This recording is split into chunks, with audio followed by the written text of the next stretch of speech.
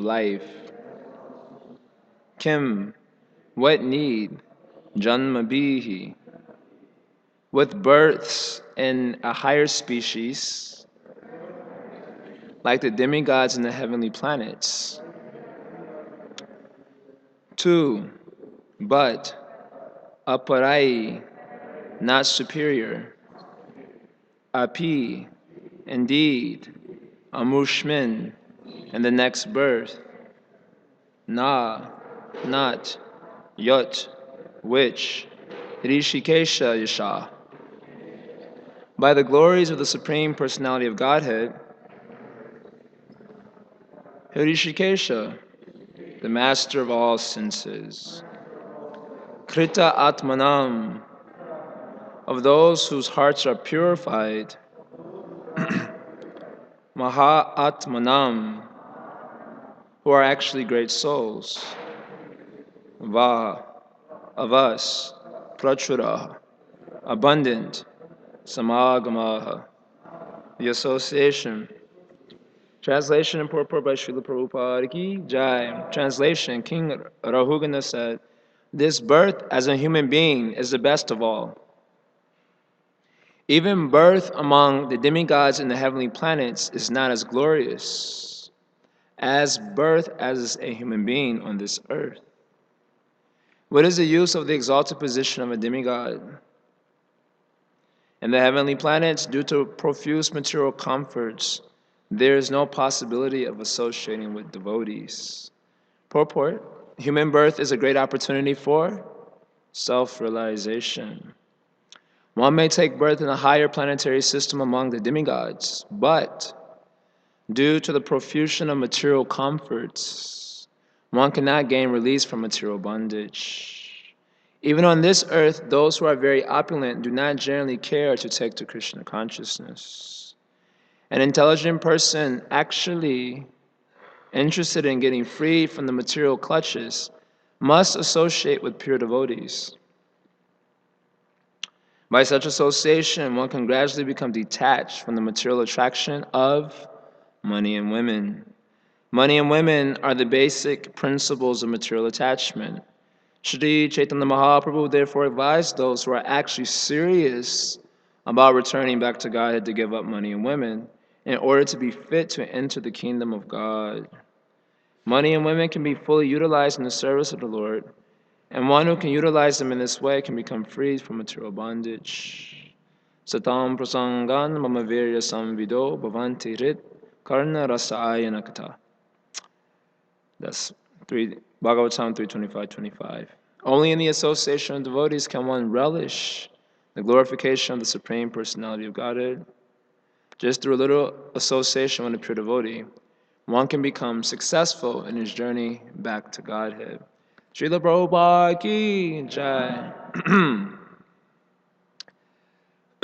So Jada Bharata is speaking to King Rahugana, one king and one saintly person. So the saintly person has just concluded his instructions to the king. The king was materially absorbed. But by good fortune, he met the saintly person. His name was Jada Bharata. So Jada Bharata has just concluded his instructions to the king. So now the king is expressing his gratitude in today's verse. So here he says, Nir Janma. Nir means human being. So those who have taken birth as human beings, that's all of us. We have taken birth as humans. Akila Janma Shobhanam. This birth is the most auspicious type of birth. There's different types of material bodies one can get in the material world. You can get insect body, that wouldn't be so auspicious. You can get reptile body. You can get hog body, dog body, cat body. Sometimes Westerners, devotees have videos of Westerners first finding out about reincarnation. They say, well, what would you want to be if you can be reincarnated? And people, I want to be a tiger, you know. I want to be a dog, like that, because they have no transcendental knowledge. They do not appreciate the human form of life. So there are many types of bodies you can take, even bodies in the celestial regions. And the celestial bodies are amazingly equipped for enjoyment. We all want to enjoy in this material world. So then the better you equip the body, the more happy we generally become. If the body is fit and strong and healthy, for enjoyment we become very happy, isn't it? When you were sick, you're not very happy. Why aren't you very happy when you're sick? Why aren't you happy when you're sick? Huh, you can't enjoy. That is the answer. That is the answer. You can't enjoy. When there's no satis, why is there no satis? Because you can't enjoy. You want to enjoy the senses. So when the body is sick, then you cannot enjoy it. And the body is stout and strong, then you can enjoy nicely. Nice eatables you can eat. So many varieties of enjoyment are there. The heavenly bodies are very equipped for material enjoyment. Their bodies don't sweat, they don't grow old, they don't deteriorate like our bodies and so on. Very equipped. And a lot of enjoyment is there. Intoxication is allowed in the heavenly regions. And the earthly planet, we say 4 regulative principles. One of them is no intoxication. In the heavenly regions, intoxication is allowed. They drink somarasa. It's like a type of intoxicating beverage. And sex life is also, you don't get karmic reaction for sex life in the heavenly regions. Sounds pretty good, doesn't it? So the heavenly bodies are equipped for material enjoyment. But King Rahugana is saying that this human form of life, near Janma, Akila Janma Shobhanam, this human form of life is the most auspicious form. Out of all the forms you can get, even those of celestials, this human form of life is most important. Why? Kin Jama beast taparai apyamushman. So he says here, what is the use of taking a birth as a celestial? To aparai means this is not a superior birth. This is not a superior. To means but. Aparai is Prabhupada translated here as not superior. Para means superior. So apara means not superior. So to aparai means this type of celestial birth is not superior to this human birth. You'll be very hard pressed to convince most of the creatures of Kali Yuga that if they believed in the celestial region and they heard the description, and you say that this human form of life is better, you might be hard pressed to convince them. It'd be a little difficult. But he says it is not a superior birth. Why is it not a superior birth? So then he gives a reason. Because in that birth, Mahatmanam va prachura samangama. That means the association of devotees. Samangama means the association of saintly persons. Mahatma. Mahatmas are kritatmana, means their hearts are very purified. They have saintly consciousness. And that profuse association is not available in the heavenly regions. Now, the opportunity to hear the glories of the Lord, Naya Drishikesha Yasha. Naya Drishikesha Yasha means, Hirishikesha Yasha means to hear the glories of God. And he says, Naya, that one does not get that opportunity in the heavenly regions. Because saintly persons are not so inclined to those regions. And therefore, one cannot hear the glorification of the Lord. But in the human form of life, there's opportunity to associate with many saintly persons. Therefore, this human form of life is most auspicious. Someone may ask the question, why won't saintly persons go to the heavenly regions? That is a valid question. Why won't saintly persons go to the heavenly regions? Because people are not interested in hearing. See, the basis for spiritual evolvement is hearing. That is the basis. You hear something, and then that vibration inspires your heart to pursue the spiritual region. So that is the basis of spiritual life. Even before chanting, it's hearing. Just like we heard the Maha Mantra, or someone gave us a book and we heard something about Krishna, and that inspired our coming to the Krishna consciousness movement, or pursuing spiritual life in a serious way. So hearing is so important. And it's very hard to hear, actually. It is not so, you would think, what is it in hearing? Simply sitting down and some vibration is coming, isn't it? But it is very difficult to hear. It is not so easy to hear. One problem, there are many problems are there. Krishna says, I often mention this point. Krishna says, what is that? Asamshayamam, what is the Samagram, what is Bhagavad Gita? 7.1. What is it, Sanskrit? Touch renew. Krishna said, touch renew means hear from me. And by hearing from me, what is that? Who has Bhagavad Gita 7.1? Samagrama samshayama. I'm forgetting the Sanskrit. He says, you will know me in full, free from doubt. What is the Sanskrit? So, no use of our study. All dull-headed fellows. We don't remember. You know the verse? 7:1, Bhagavad Gita. Here, I can do it myself. Asamshayam samagrama. I was right. It didn't sound right to me though. Asamshayam samagramam yata gashasitashrinu. Krishna says that if you hear from me, then you will know me in full, free from doubt. Krishna said, if just by hearing you can know Krishna in full, free from doubt. Then 2 verses later, he says another famous shloka. Manushanam sarasheshu kashte yatati siddhaye yatatamapi siddhanam kashte mam veti tatuta. He says that out of many thousands of humans, hardly one achieves perfection. Out of those who achieve perfection, hardly one knows me in truth. So how is it in 7:1? He says, if you hear from me, you will know me in full, free from doubt. And in 7:3, he says, hardly anyone knows me in truth amongst perfected souls. You see the point that I'm making? I made this point many times. You cannot see the point? First verse, he says, you will know me in full, free from doubt, if you hear from me. And in the 3rd verse, he says, amongst perfected souls, hardly anyone knows me. So what is the problem? No one can hear. Understand? It's very difficult to hear. And there are many challenges in hearing, which we experience, like staying awake, staying focused, giving it down, like that. These are various obstacles. They have technical names also. That's my American way of expressing it.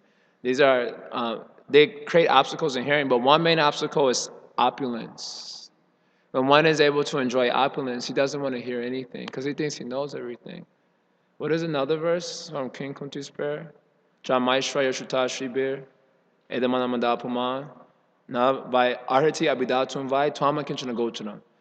Queen Kunti, she was a great devotee of the Lord, she prayed in this way. She says, those who are not materially exhausted, Akinchana Gochara means to be materially exhausted. Those who are not materially exhausted, and they busy themselves with trying, Edamana Madapuman, they busy themselves with increasing their prestige by an aristocratic birth, by wealth, by beauty, and by education. Then even though they chant the names of the Lord, they may chant also. Navai arhati abidatum vai. They may do Krishna consciousness also, but they will not do so feelingly. There will be no feeling in the heart. Because they think, I have so much money. What is the need for Krishna? Rather, I am supporting Krishna. They'll think in this way. Because they have money, they can give a lot of money to the temple, or they have beauty, and they're very charismatic. So they think, what is the shelter in Krishna? I have so many other shelters. They cannot sincerely take shelter of God. So therefore, those who have a lot of material opulence, they can't hear anything. They're not interested to hear. We may have experience also. Just like when you're dealing with people who are a little downtrodden, generally they're more inclined to hear something because they're suffering and they can realize that they're suffering. But if you go to downtown Chicago by Michigan Avenue in Chicago, where all the yuppies are at, they call them yuppies. Yuppies means people who are materially opulent. They don't feel inclined to hear anything. One lady told one of our devotees, he went to give her a book, and she said, oh, you people again, here's $5.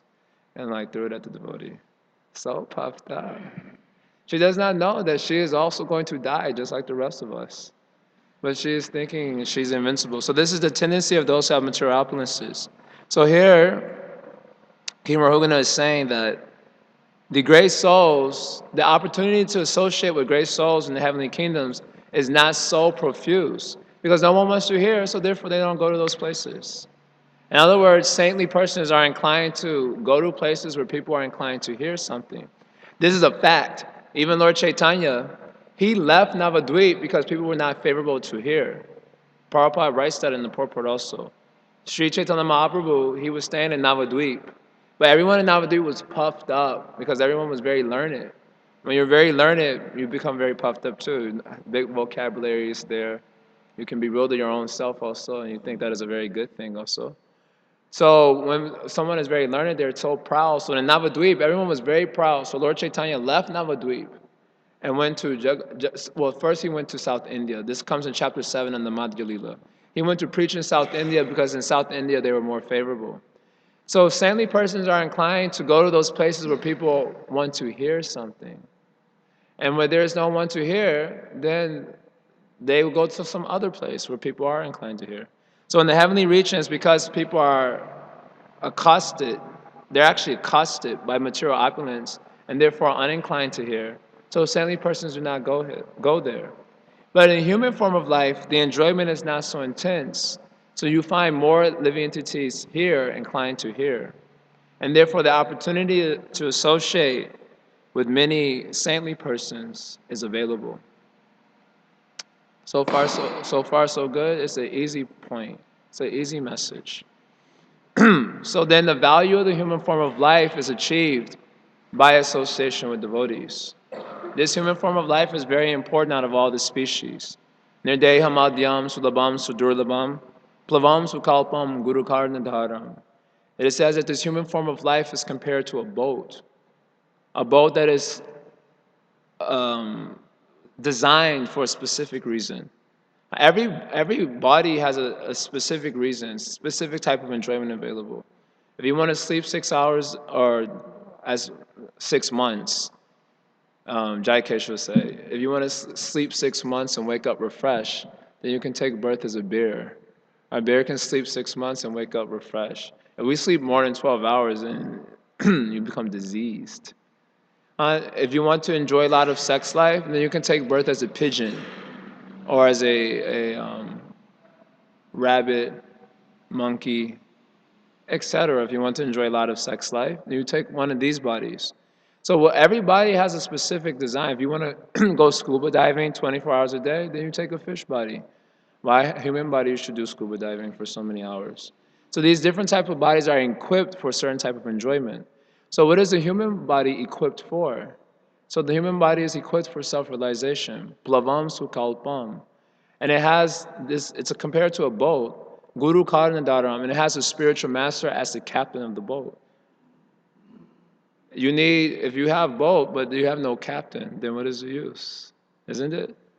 And also, the favorable winds are considered to be the scriptures. So when there's a boat, many of us may not have experience. I don't have experience. So I'm just taking it for granted. But when there's a boat, there should be favorable winds there, and there should also be a captain of the ship. So the guru is the captain of the ship, and the favorable winds are the scriptural injunctions, which the captain of the ship knows how to navigate for the guidance of the soul over the ocean of material existence. So one who does not take advantage of this human form of life, Atmaha, he's considered to be a killer of his own soul. So this human form of life is achieved, the benefit of the human form of life is achieved by the association of devotees.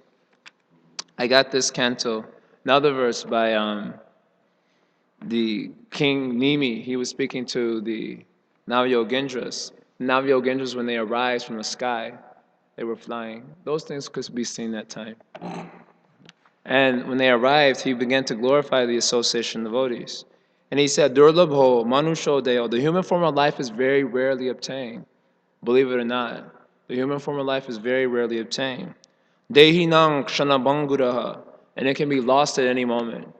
We don't realize that, therefore we absorb ourselves in so many petty things, isn't it?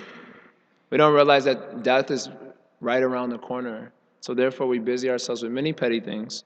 But those who are deep spiritualists, they know any moment they can lose this opportunity.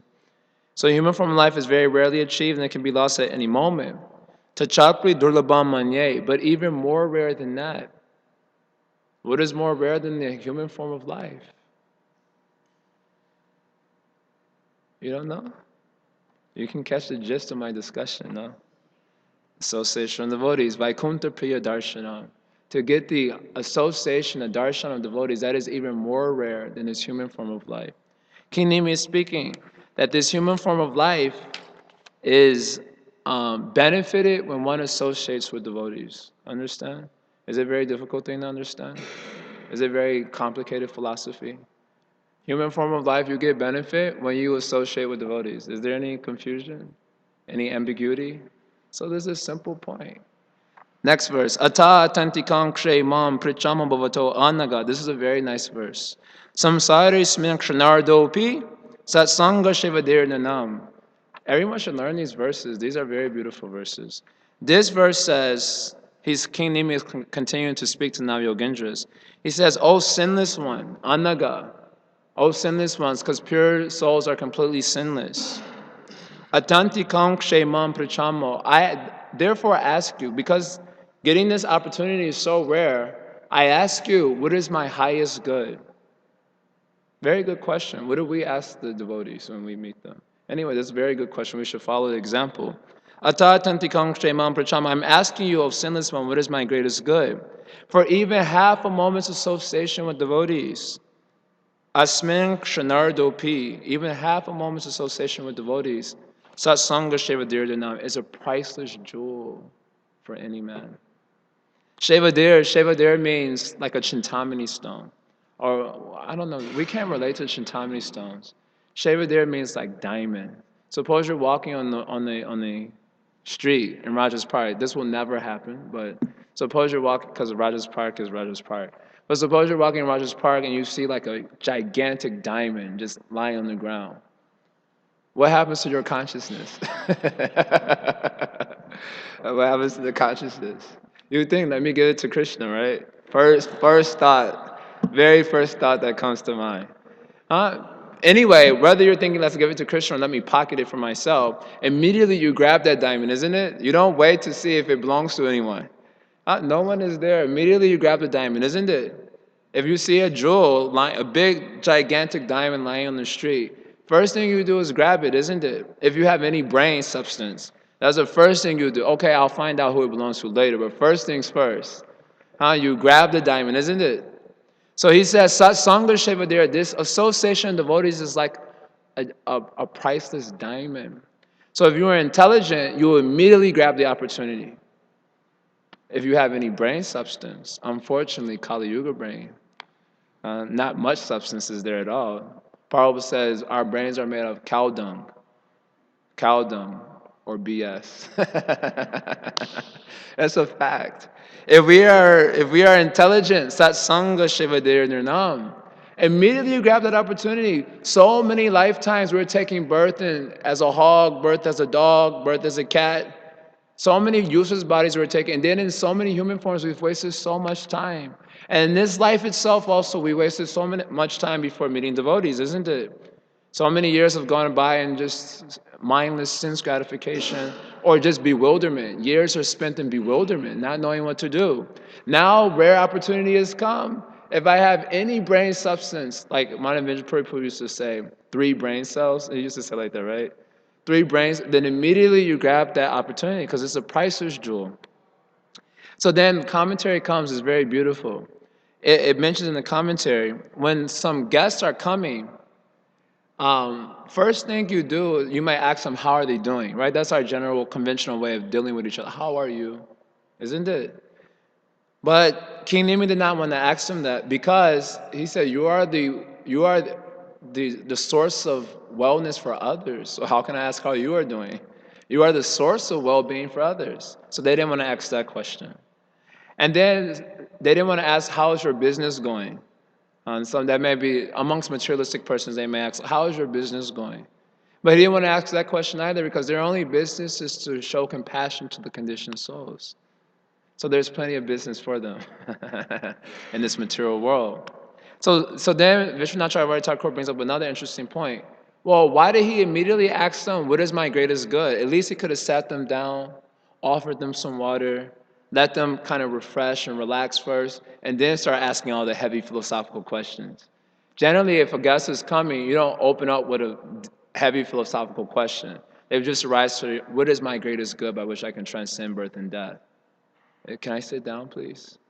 Can I have some water? That's not the first thing you ask, but immediately he asks that question. And Vishwanath Thakur says, because and it's not on the board, sorry. Shanardopi means a half a moment's association. He was thinking that I may only be able to have your association for half a moment. I am not so exalted that I will be able to have your association again and again and again and again. I am not so fortunate. Who am I? Sometimes we take it for granted because we see devotees a lot. So we think, I deserve their attention. And before, in the beginning, we were like very grateful, at least for the most part. But then after some time, we expect it. And then if the expectation isn't met, we become angry. But that is not a very good consciousness. Um, right consciousness is that, who am I? He is thinking, why should they stay with me? Even though he's very exalted personality himself. Why should they stay with me for so long? They may only stay with me a half a moment. Therefore, in that half a moment, I have to take advantage of my good opportunity. Therefore, he acts about his greatest good. Ata antanti kongshemam prachamo. That means the greatest good is that situation which is free from fear. That's the commentary that comes from Jiva Goswami. The greatest good for any living entity in this world is that good that is free from fear. In the spiritual world, I often like to make this point. In the spiritual world, everything is compelled by prema. All their words, all their thoughts, all their actions are compelled by prema. In the material world, all our thoughts, our actions, our words are compelled by fear, isn't it? Fear of not belonging, fear of not being accepted, or fear of being rejected, fear of survival, fear of not passing the classes. So many things are there. So many types of fears are there, isn't it? Fear of being judged, therefore keeping secrets, and so many things, isn't it? You have so many fears, isn't it? All of us have many fears. You have fears? You have fear of dying, of course. Fear of living sometimes. That's a fact. Therefore, people get attracted to this Buddhist philosophy. Let me not exist. Let me cease to exist. They get attracted to the idea because of fear of being a person, as Prabhupada has told in the Bhagavad Gita. So these verses of Nimi confirm that this human form of life is certainly very rare, but it achieves its worth by the association of devotees. Otherwise, human form of life is worthless. Understand? Is this very difficult philosophy to understand? I wasn't prepared for the discussion, but these are the verses that came to my mind right when I saw the verse. This human form of life is very auspicious. More auspicious in the heavenly regions. Why more auspicious in the heavenly regions? I already told the answer at the beginning of class. Okay, that's true. The sadhus don't go to the heavenly planets. Why don't the sadhus go to the heavenly planets? Because no one wants to hear. Sadhus are inclined to those who want to hear. They are merciful to all, certainly. But those who want to hear, they give more mercy. That is natural. That is natural. So this human form of life becomes auspicious when we can hear and when we associate with devotees. Without the association of devotees, the human form of life has no meaning. Its value is lost. So many zeros. Line them up. I'm so smart, I'm so beautiful, I'm aristocratic, I have so much money. Line up all your zeros. So many zeros line up together. Value is zero only. But you put the one of association with devotees, and all those zeros can become meaningful at that time. In fact, you can say the more zeros line up, the better. But after you add the one of association with devotees in the front, then all those zeros can be used. You can use your wealth and your beauty and your charisma. All those things can be used for Krishna service. Then it has value. Otherwise, without the association of devotees, so many zeros, we've wasted our human form of life. So we have to learn how to associate with devotees. That is the great challenge in the Kali Yuga, isn't it? Why is it so hard to associate with devotees in the Kali Yuga? Huh? Fear? Okay, you want to get that book answer. Okay, I guess this matter of realization, actually, it can be many things. And you want to say something?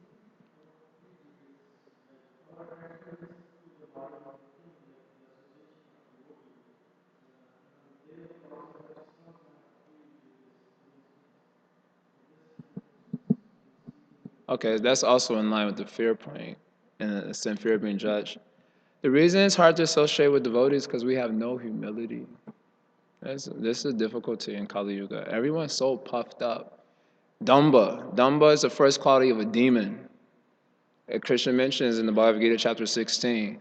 The first quality of a demon is pride, damba. Are you hearing? It is the first quality of demon is pride. Because in Kali Yuga we have no humility, it makes it very challenging to associate with devotees. Because we have no humility at all. We're not simple persons. We're very crooked persons. And we have no humility.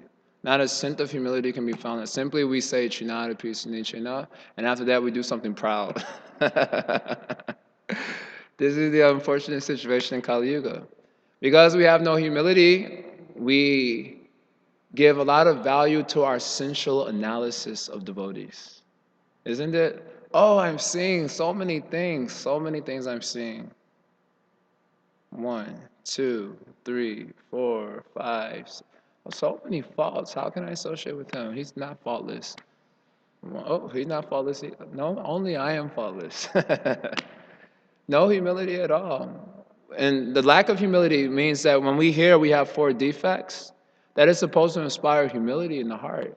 Oh, I am defective, therefore I may not be seeing so many things properly.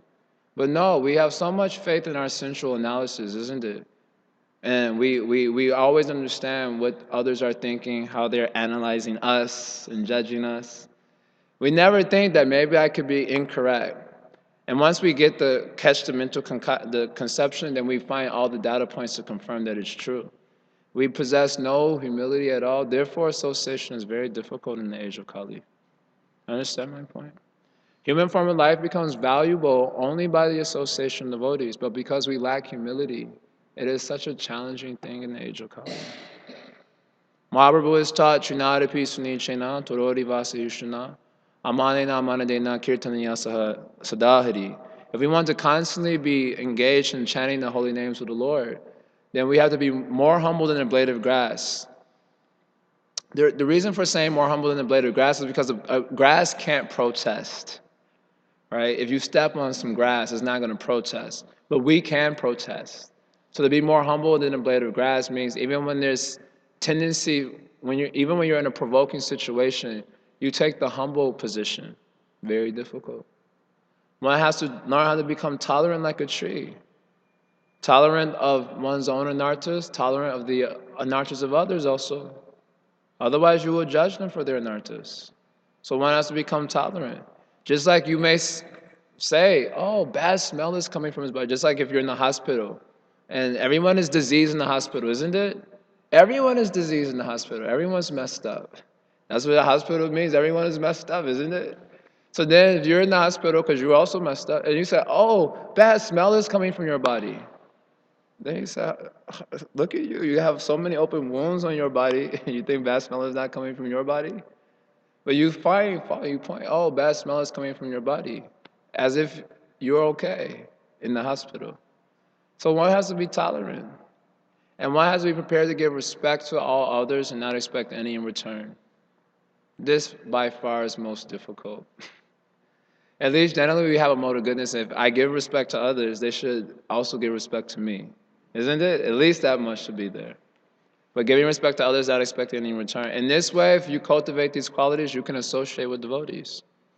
Otherwise, if you don't have these qualities, very difficult to associate with devotees. In the beginning, it's very nice because it's like a new relationship, like new love. People fall in love in the material world. It's like new love. Everything is so wonderful for the first 1 or 2 weeks. And then after some time, it deteriorates. So human form of life becomes valuable by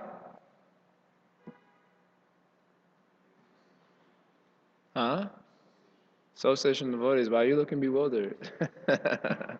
By the association of devotees. And we can associate with devotees when we cultivate humility. Otherwise, it's a very impossible task. Rupa Goswami is told, Adati Patigranati, Guhyam Akyati Prichati, Bhungte Bojyate Chaiva, Shavidin Pratilakshanam. This verse, according to Srila Prabhupada and Acharyas, is how you associate with devotees. Also, by these 6 exchanges amongst the devotees. Giving gifts, receiving gifts, hearing about Krishna from a superior devotee, and inferior devotee listening about speaking. A superior devotee speaks about Krishna, and an inferior devotee hears about Krishna. This is called Guhyam Makyati Prichati. And Bhungte Bojate Chaiva, having exchanged prasadam. These 6 ways you can develop love for devotees. How to develop love? First of all, to associate, we have to be humble. And then to develop love, we should do these 6 things. Then our life becomes auspicious. Human form of life becomes valuable. Otherwise, it's simply a waste of time. Understand this philosophy? It's very simple philosophy. What is the difficulty in understanding? The difficulty is we have BS for brains. That is a difficulty. And no humility, so we always analyzing with our senses and think we have understanding of the situation. So we can give up mental speculation and become humble. What is that? Gane prayasamudapashyanamanta eva. Stop this speculation business and become humble and hear from the devotees, making that our life. Jivanti samukaritam bhavadeya vartam. Satam prasangam avir samvido. Bhavanti hrikarnarasari. And the Prabhupada quoted that verse. Says that the association of hearing and association of devotees is like a life-giving tonic. Just like when, who is it? I don't know Ram Leela so much, but when Ram was passed out, isn't it? I think he was fighting with who? Indrajit or someone? No one here is very good at Ram Leela, huh? Anyway, it looked like he was dead, so Hanuman had to go to one mountain. What was the mountains called? Huh?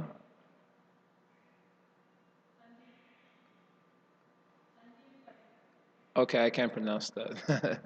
One nice mountain was there. With many healing herbs were there. So Hanuman, he didn't know exactly where the healing herbs were, so he just took the whole mountain. So enthusiastic for service to devotees. He just picked up the whole mountain and he flew back. And they took one healing herb and it brought Lakshman back to life. So it says the association of devotees is like that. It's like a life-giving tonic. We're actually dead, though walking. Just like bellows are breathing, we are also breathing, but no meaning to our breath. But by the association of devotees, they give us life if we can hear them, which requires humility. So this is a simple message, simple philosophy of Krishna consciousness. Can we follow it? It's usually the simple things that are the most difficult things to follow. It's the complicated, we like to make our lives more complicated. It's the simple things that are more challenging. So this philosophy of Krishna consciousness. Are there any questions or comments? Okay, 1, 2, 3. Okay, you go. Hare Krishna. You were saying that everything in this material world is guided by fear, and one of the examples you gave of fear is fear of being a person. And I'm wondering if the only verse that comes to mind when I think of individuality in our scriptures is when Krishna tells Arjuna that you were an individual in the past, you will remain an individual in the future. So I was just wondering if you could explain what does it mean to be what does it mean to have like fear of being a person, like, because you were saying those who are demons, they're proud. So are we to understand that when someone's proud, he's afraid of being a person, but then as he becomes a devotee, he accepts his. It's not clear for me what that Why? means. What is that's simple? The way Prabhupada describes it, from my understanding of Bhagavad Gita chapter 4, verse 10, is that we have many displeasing experiences as persons. We make a lot of expectations of others; they let us down. We feel mistreated. We feel judged. We have many unpalatable experiences, and we think the reason for that is because we're persons.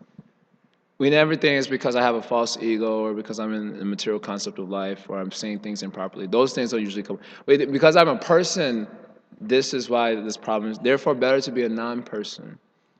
So Buddhism, better to merge into the nothingness, become void. The reason I'm suffering is because I'm conscious. So if I was unconscious, that is a solution. Become a rock next life, a mountain. So that's my understanding. We're afraid of what it entails to be a person, being let down again, being disappointed again, and all these things. That's what we're afraid of. So therefore, become a non-person. Huh? What does it mean to be a person? It means to be absorbed in service to Krishna in variegated ways. To use one's individuality to render service to the Supreme Lord. To use one's individuality and one's initiative. In the beginning, when we're in a conditioned life, we take guidance from superiors so that our initiative doesn't become destructive. But on the spiritual platform, it's spontaneous. So to use one's individuality, one's emotions, one's gifts and talents in the service of Godhead, that's personality, that's personhood. That's what's going on in the spiritual world. Everyone has got different bhavas, different talents. Someone can sing nicely from Krishna. Someone can crack jokes really well, like Manu Mango. It seems like his service is cracking jokes. And that's great. Christian light. It's always nice to have a friend who can crack jokes around, isn't it?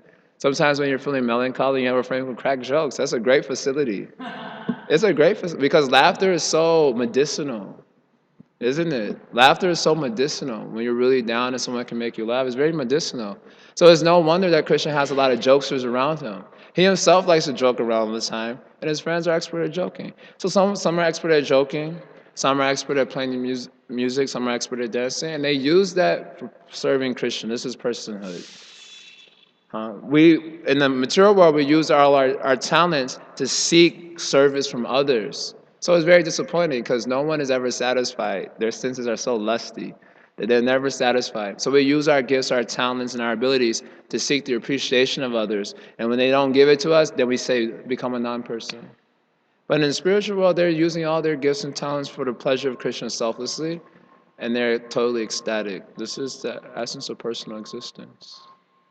Hare Krishna. You said you wanted to say something.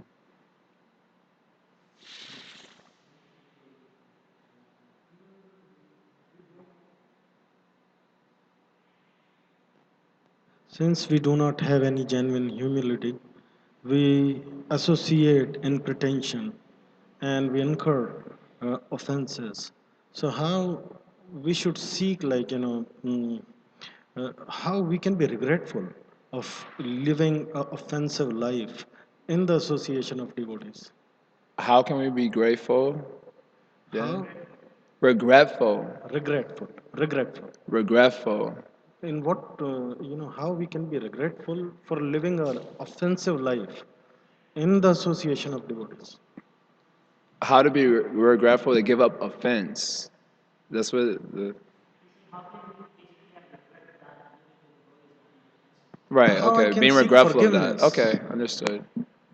Um, just like that. We allow our minds to meditate on the faults of the devotees, and we don't think about all of our offenses. So maybe that's something we can just, you have to do it. You have to force your mind, because the mind will never meditate on its own faults generally. So by transcendental intelligence, one has to direct the mind to think of those things, not exclusively of those things. One has to also think of what the devotees have provided for me, how they've given shelter, how they've uplifted me. We should remember where we've come from. Prabhupada speaks in the Ajamil pastime that the pure devotee always remembers where he came from. So we should remember where we're coming from. We should context and then feel the gratitude, feel regretful that I'm not taking advantage or I'm committing offenses. You have to first force the mind to think in these ways. It's not like the mind spontaneously thinks in this way. The mind spontaneously thinks, oh, I am great, I am king, I am master, I am the enjoyer. That's what the mind spontaneously thinks. So one has to force the mind to think in this way. And a good place to start is in your chanting of the holy names of Krishna. Of course, we should try to hear the mantra. That's the most important thing in chanting. But we're supposed to be chanting with a mood also. Obviously, our mood is not going to be very exalted because we're very fallen.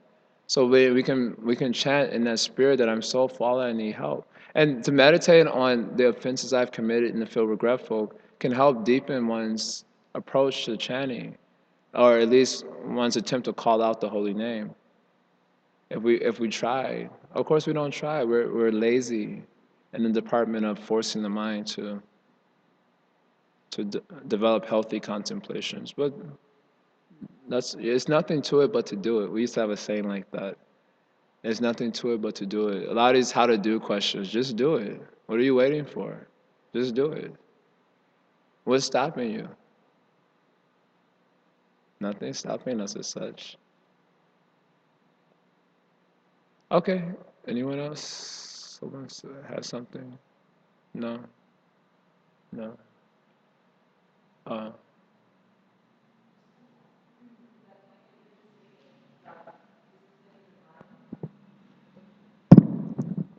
I was talking to John Prabhu yesterday on this exact point, and one observation that I found is that at first it's very difficult and it seems almost impossible, and you probably will cry because to discipline the mind will cry for you, and but I find that after some time of every day very strictly disciplining the mind on what some austerity, take some austerity, and every day doing that, after some time the mind becomes totally neutral.